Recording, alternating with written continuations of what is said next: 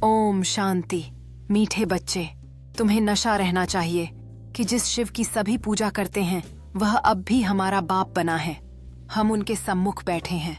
प्रश्न, मनुष्य भगवान से क्षमा क्यों मांगते हैं? क्या उन्हें क्षमा मिलती है? उत्तर, मनुष्य समझते हैं हमने जो पाप कर्म किए हैं उसकी सजा भगवान धर्मराज से दिलाएंगे, इसलिए क्षमा मांगते हैं। लेकिन उन्हें अपने कर्मों की सजा कर्म भोग के रूप में भोगनी ही पड़ती। भगवान उन्हें कोई दवाई नहीं देता। गर्भ जेल में भी सजाएं भोगनी है। साक्षात्कार होता है कि तुमने यह किया है। ईश्वरीय डायरेक्शन पर नहीं चले हो, इसलिए यह सजा हो। गीत, तूने रात गनवाई धारणा के लिए मुख्य सार एक अपनी उन्नति करने के लिए बाप की सर्विस में तत्पर रहना है।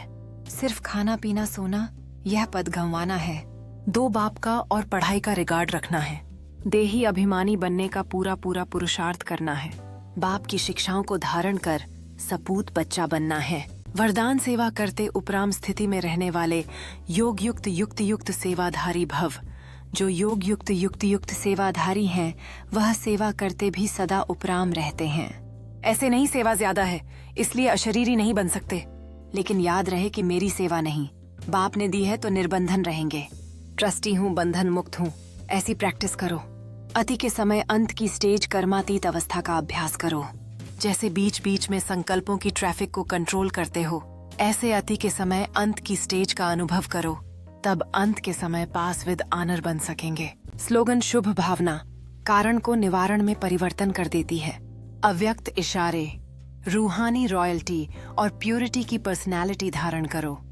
पवित्रता ब्राह्मण जीवन के विशेष जन्म की विशेषता है। पवित्र संकल्प ब्राह्मणों की बुद्धि का भोजन है।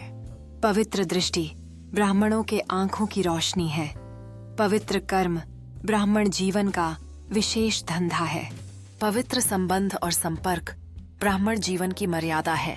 ऐसी महान चीज को अपनाने में मेहनत नहीं करो, हट से नहीं अपनाओ। यह पवित्रता तो आपके जीवन का वरदान है। ओम शांति।